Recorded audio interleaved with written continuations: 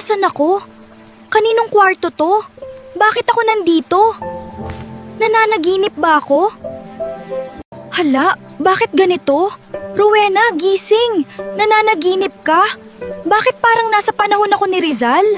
Oo, iha, gising ka na pala.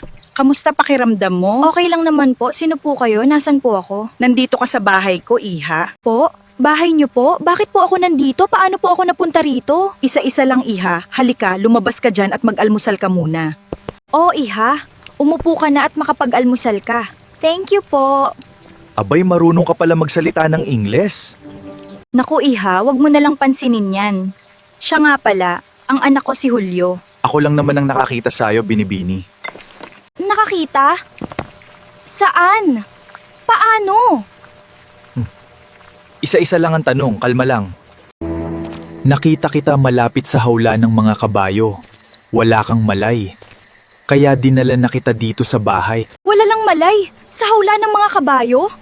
Paano ako napunta doon? Yun ang hindi ko alam sa'yo.